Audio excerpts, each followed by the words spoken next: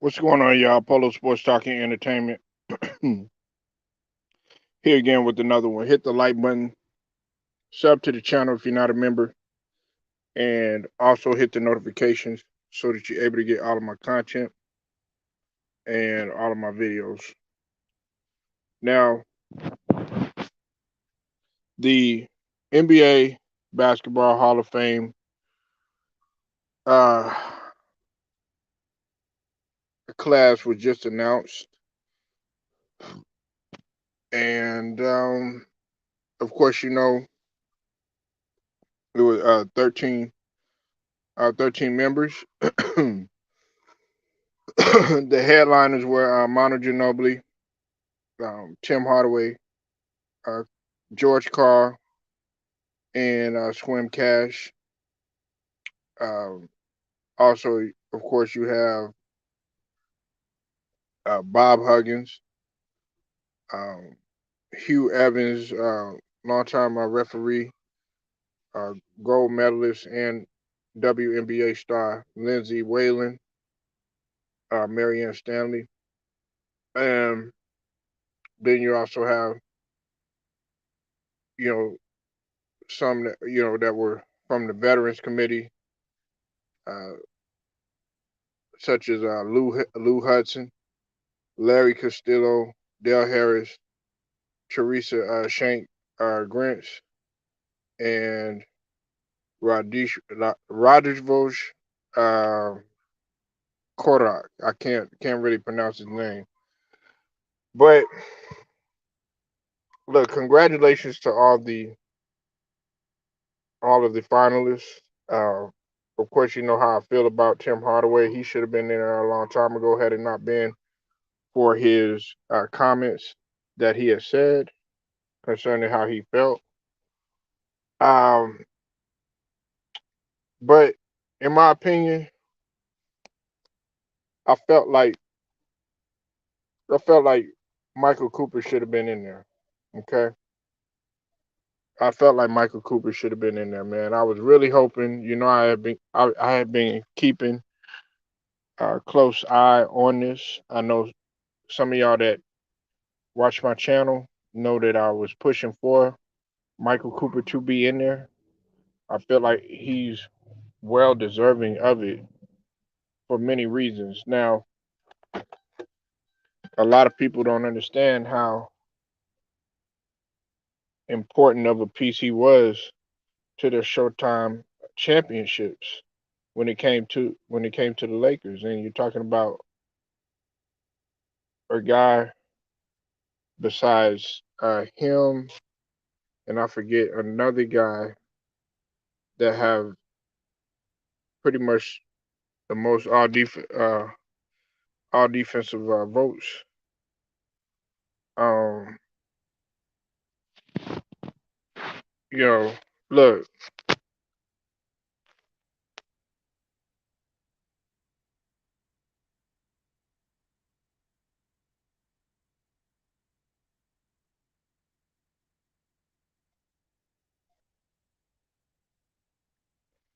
I mean, they chose who they chose. Okay, now of course I don't have any I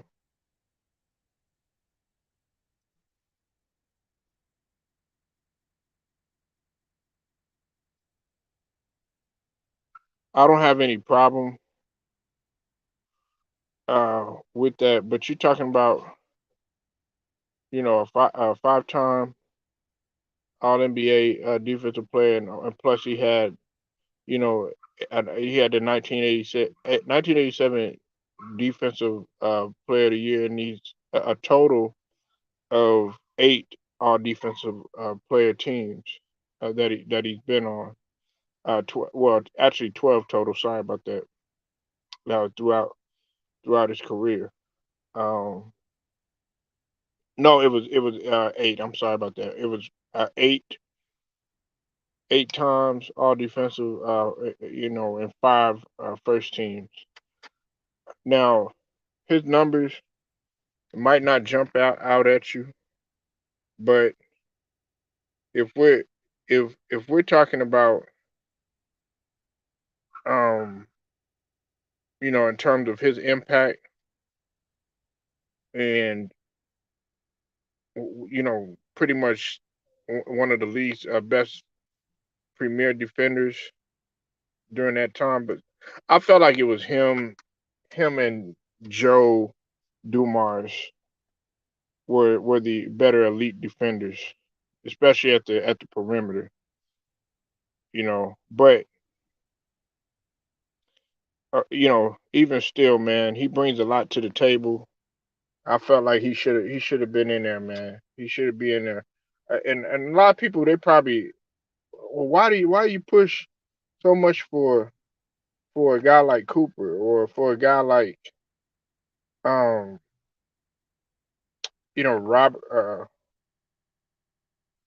Robert Horry? It's because these guys, man, right here, man, they brought something to the table, man, that was not really looked at, but it was extremely important when you talk about intangibles.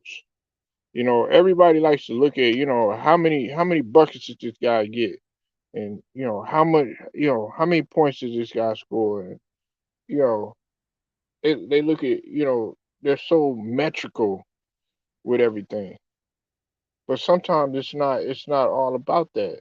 That's one of the reasons why I had pushed for Dennis Johnson.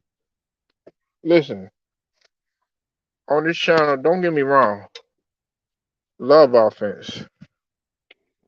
I love offense. Um, you have to score the basket, man, in order for you to have a chance, of course. But defense gets so overlooked now. And matter of fact, it's funny, man, because Tural had said something. Tural for TV, shout out to him. He said something very interesting to me. Okay, he said something very interesting. He said that had they had they started counting defensive player of the year earlier in the NBA, or when even back in the days when there was the BAA, there would have been a lot of guys that would have had multiple defensive player of the year awards. When you talk about guys like, Will Chamberlain and, you know, of course, Bill Russell, guys like that. But I'm not hating, you know what I'm saying? And I'm not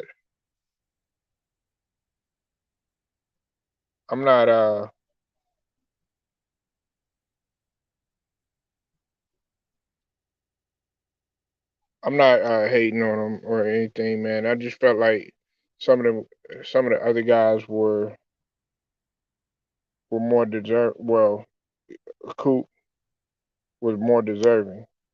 Um, because the Defensive Player of the Year award, it didn't come out. I think until what it was 82.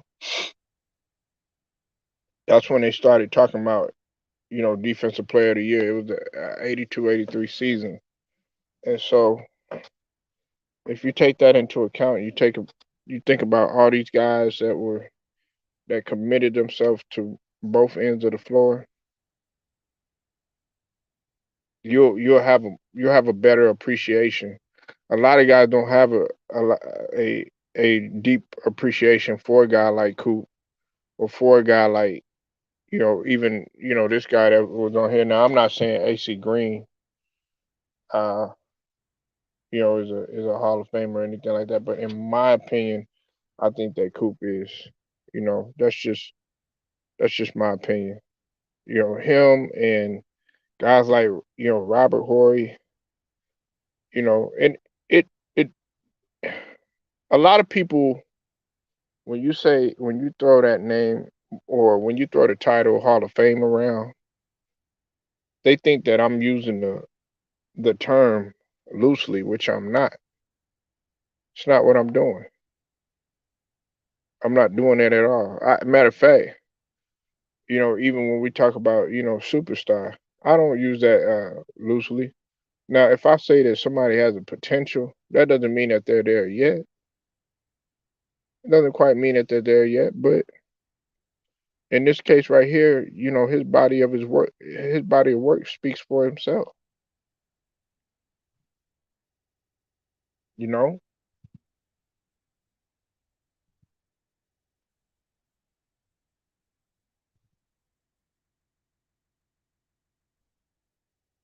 it's just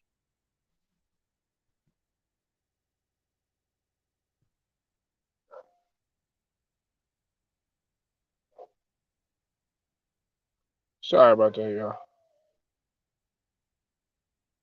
It's just it's just puzzling to me, you know. And you're talking about you know, more importantly, you're talking about a five-time champion,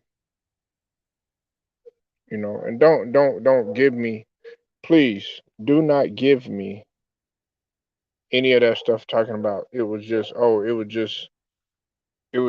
magic and it was just Kareem and it was just worthy. No, no, because I tell you what though, I guarantee you that if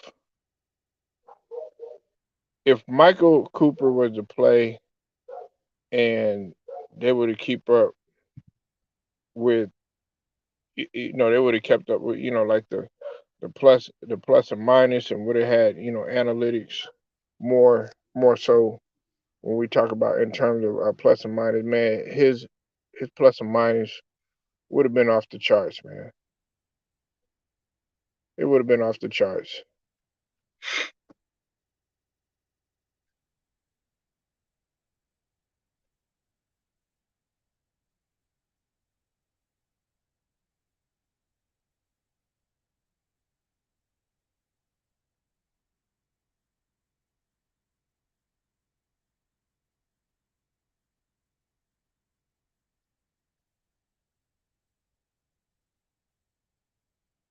But I just I'm disappointed, man. I'm really disappointed. Very, very, very disappointed, man.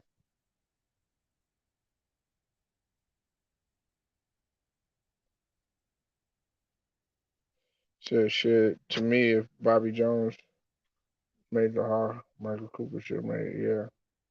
Yeah, Michael Cooper may have been the original. Well, salute to your Mortal Highlights and salute to you, Theo. I'll see you in the building. Yes, he made. That's a good point you brought up, Theo. And I said this last time. If you go back and you go look at my videos about Michael Cooper, he made the 3 and D, something to be happy about. You know what I'm saying? A three, that 3 and D position, but more so, Michael Cooper didn't. He was there like when you needed him. If you needed a bucket, you know what I'm saying, in transition, guess what? Coop was there, right? If you needed a three, Coop was gonna be there. If you needed somebody to lock you up, and even though he was 6'5", 6'6", or whatever, he didn't mind guarding, somebody that was, a little bit bigger, could play the passing lane, could could pretty much, was an energizer bunny, was conditioned that was durable, you know, and I know he only played 12 seasons and stuff. You weren't gonna find very many guys like a Karl Malone, or like a Kareem Abdul-Jabbar, even a LeBron James, that was gonna play the amount of seasons that they did. Well, I should say Iron Man in that case. But he should have been on there, and you bring up a good point about Bobby Jones. That's a good point. Immortal highlights. You gotta look at the fact of how durable he was. He didn't play that much his first season, but when you talk about durability, he was there. 82, 81, 76, 82, 82. I'm talking about games. 82, 82. There were listen, five straight seasons, five straight seasons where he played 82 games, all 82 games. Didn't play, didn't play that much in 61. Well, he missed about 21 games, but then in 88 and 89 he played 80 games.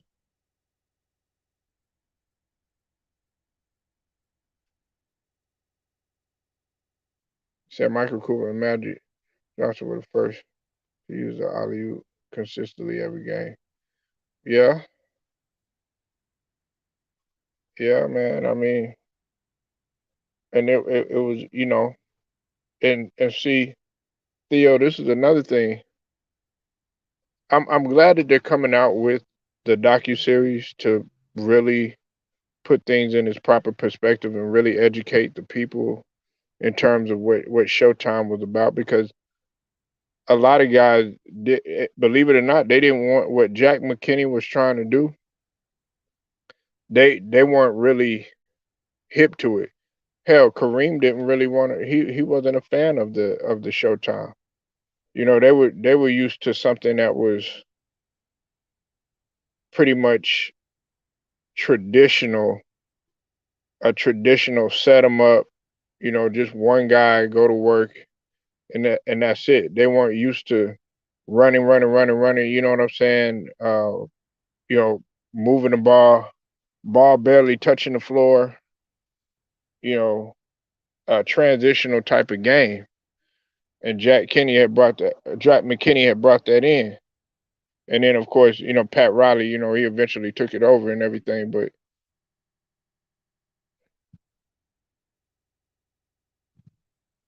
yeah, they keep getting looked over. Now, Kevin Johnson, I hadn't talked about him, but yeah, Kevin Johnson, he's another one. But Michael Cooper, I say Michael Cooper because, you know, Michael Cooper, say what you want, man. He's a five-time champion and durable, very durable. Like I said, he had 5, 6 seasons where he played. I think it was five seasons where he didn't miss a game. 5 seasons in a row. And you talk about a very extremely physical era. I like to call it the no excuse era. Disappointed, man. I'm extremely disappointed. And if you're a fan of the game, you'll be disappointed too.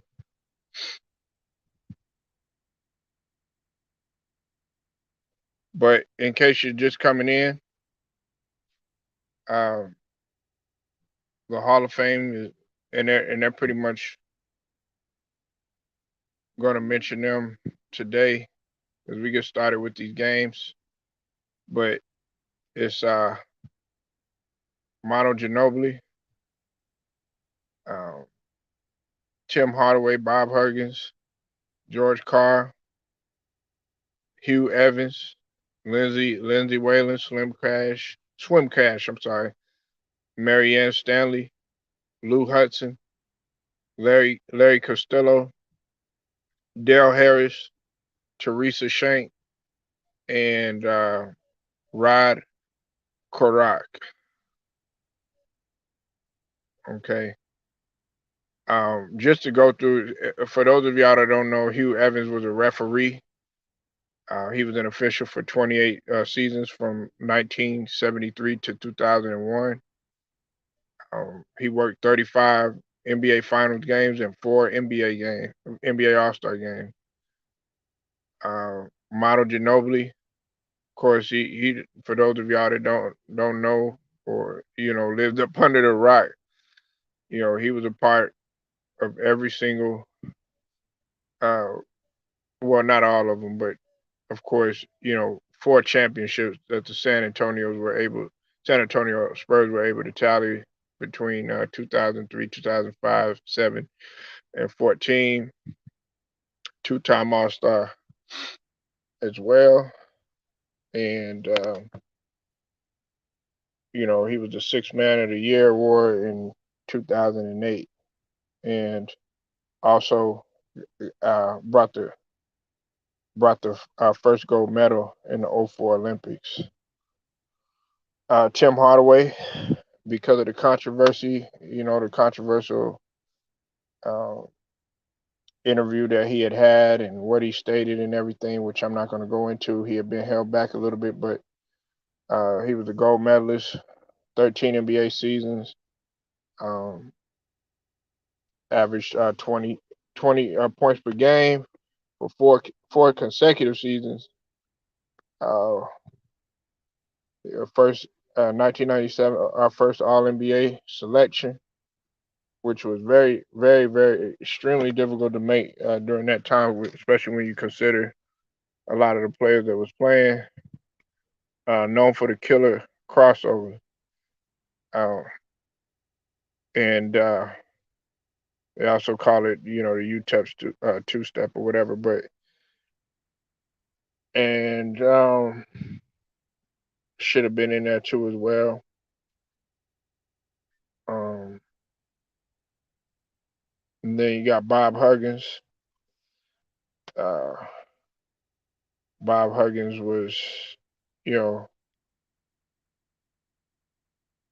extremely good coach. Um, he'd been to 9 Sweet 16 appearances, two Final Four appearances. He spent 16 years at the University of Cincinnati. Um, and then you also have George Karl. Uh, I'm not really a big fan of George Karl, but they're still gonna put him in there. 27 seasons as an NBA head coach. He was with the Cavaliers. He was with Golden State, Supersonics, Bucks, Denver, and as well as the Kings. Um, and he also, they made it to the finals in 1996. And Swim Cash, WNBA star, uh, you know, a member of three NBA championship teams, and she also, she played with the Detroit Shot and as well as the Seattle Storm. Marianne Stanley.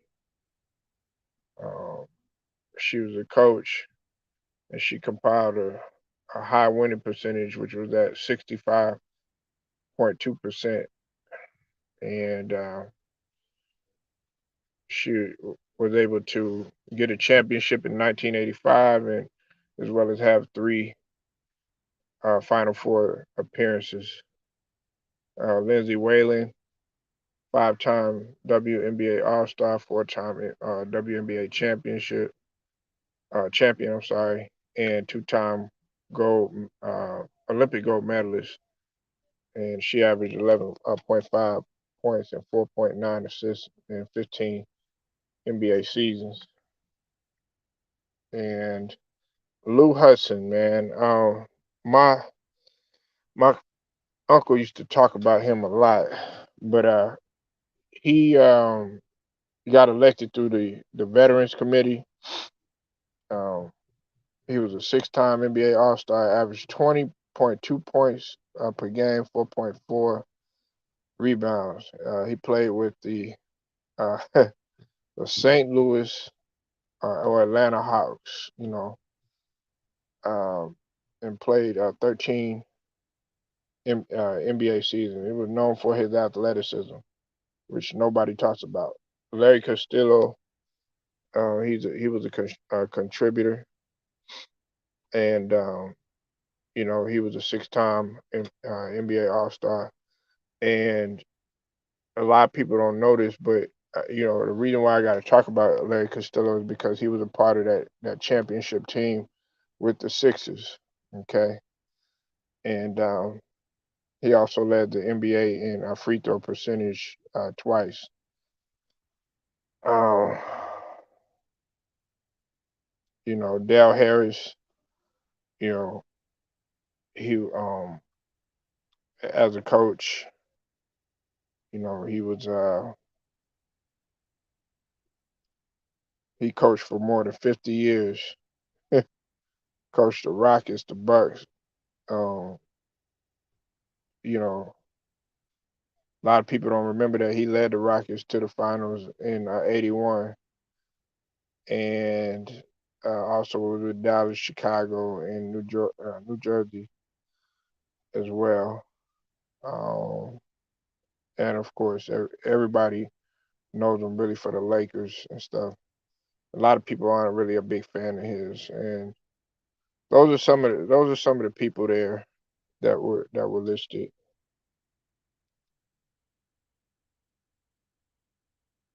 Like you said earlier, Polo, they don't appreciate the defensive side of the ball as well. No, they don't.